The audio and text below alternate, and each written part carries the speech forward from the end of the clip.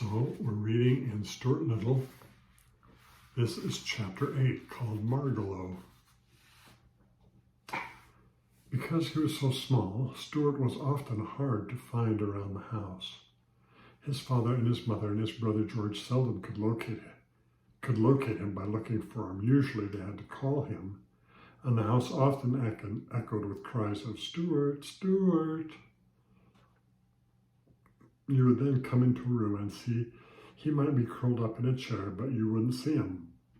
Mr. Little was in constant fear of losing him and never finding him again. He made a tiny red cap such as hunters wear so that he would be easier to see. One day when he was 7 years old, Stewart was in the kitchen watching his mother make tapioca pudding. He was feeling hungry, and when Mrs. Little opened the door of the electric refrigerator to get something, Stewart slipped inside to see if he could find a piece of cheese. He supposed, of course, his mother had seen him, and when the door swung shut, he realized he was locked in, and it surprised him greatly. Oh no. "Help," he called, "it's dark in here. It's cold in this refrigerator. Help, let me out, I'm getting cold." Colder by the minute, but his voice was not strong enough to penetrate the thick wall. In the darkness, he stumbled and fell into a saucer of prunes. The juice was cold. Stewart shivered and his teeth chattered together. It wasn't until a half hour later that Mrs. Little again opened the door and found him standing on a pat of butter, beating his arms together to try to keep warm and blowing his hands and hopping up and down. "Mercy," she cried. "Stewart, my poor little boy. How about a nip of brandy?" said Stewart. "I'm chilled to the bone." But his mother made him some hot broth instead and put him to bed in his cigarette box with a doll's hot water bottle at his feet. Even so, Stewart caught a bad cold, and this turned into bronchitis, and Stewart had to stay in bed for almost 2 weeks. During his illness, the other members of the family were extremely kind to Stewart. Mrs. Little played tic-tac-toe with him. George made him a soap bubble pipe and a bow and arrow. Mr. Little made him a pair of ice skates out of 2 paper clips. One cold afternoon, Mrs. Little was shaking her dustcloth out of her window when she noticed a small bird lying on the windowsill, apparently dead. She brought it in and put it near the radiator. In a short while, it fluttered its wings and opened its eyes. It was a pretty little hen bird, brown, with a streak of yellow in her breast. The Littles didn't agree on what kind of bird she was. "I think she's a wall-eyed vireo," said George scientifically. "I think she's more like a young wren," said Mr. Little. Anyway, they fixed a place for her in the living room and fed her and gave her a cup of water. Soon she felt much better and went hopping around the house, examining everything with great care and interest. Presently, she hopped upstairs and into Stewart's room where he was lying in bed. "Hello," said Stewart. "Who are you? Where do you come from?" "My name is Margalo," said the bird, softly, in a musical voice. "I come from the fields, once tall with wheat, from pastures deep in ferns and thistle. I come from vales of meadow sweet, and I love to whistle." Stewart sat bolt upright in bed. "Say that again," he said. "I can't," said Margalo. "I have a sore throat." "So have I," said Stewart. "I've got bronchitis. You better not get too near me. You might catch it." "I'll stay right here by the door," said Margalo. "You can use some of my gargle if you want to," said Stewart. "There are some nose drops, and I have plenty of Kleenex." "Thank you very much. You are very kind," replied the bird. "Did they take your temperature?" asked Stewart, who was beginning to be genuinely worried about his new friend's health. "No, but I don't think it will be necessary." "Well, we better make sure," said Stewart, "because I would hate to have anything happen to you." Here, and he tossed her the thermometer. Margalo put it under her tongue, and she and Stewart sat very still for 3 minutes. Then she took it out and looked at it, turning it slowly and carefully. "Normal," she announced. Stewart felt his heart beat for gladness. It seemed to him that he had never seen any creature so beautiful as this tiny bird, and he already loved her. "I hope," he remarked, "that my parents have fixed you up a decent place to sleep." "Oh, yes," Margalo replied. "I'm going to sleep in the Boston fern on the bookshelf in the living room. It's a nice place for a city location. And now, if you'll excuse me, I think I shall go to bed.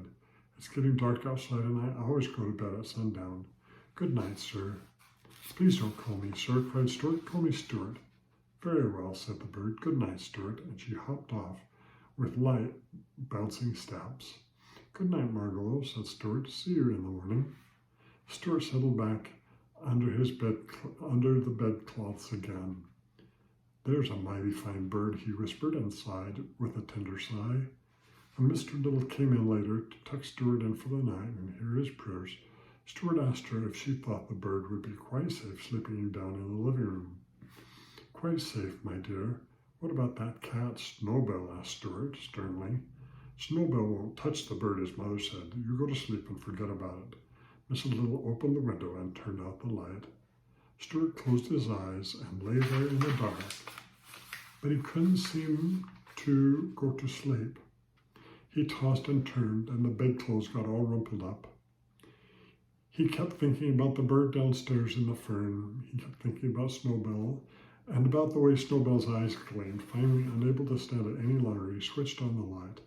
There's just something that in me that doesn't trust a cat, he muttered.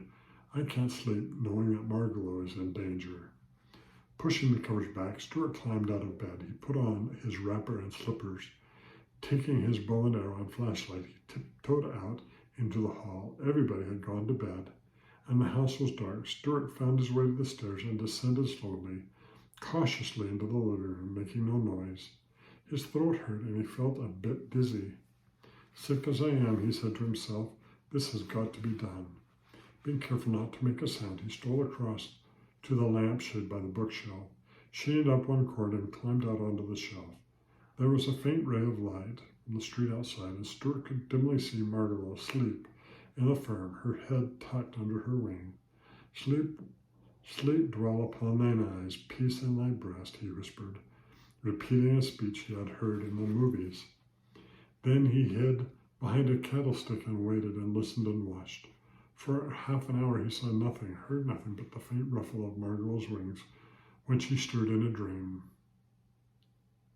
The clock struck 10 loudly, and before the sound of the last stroke had died away, Stewart saw two gleaming yellow eyes peering out from behind the sofa.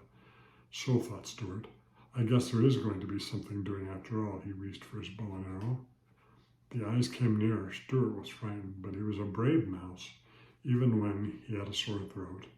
He placed an arrow against the cord of the bow and waited. Snowball crept softly toward the bookshelf and climbed noiselessly up a chair within easy reach of the Boston fern where Margalo was asleep. Then he crouched, ready to spring, his tail waved back and forth. His eyes gleamed bright. Stewart decided the time had come. He stepped out from behind the candlestick and knelt down and bent his bow and took careful aim at Snowball's left ear, which was nearest to him. This is the finest thing I have ever done, thought Stewart, and he shot the arrow straight into the cat's ear. Snowball squealed with pain and jumped down and ran off toward the kitchen. A direct hit, said Stewart. Thank heaven. Well, there's a good night's work done, and he threw a kiss toward Margalo's sleeping form. It was a tired little mouse that crawled into bed a few minutes later, tired but ready for sleep at last. The end. There will be more about Margalo in the next couple of chapters.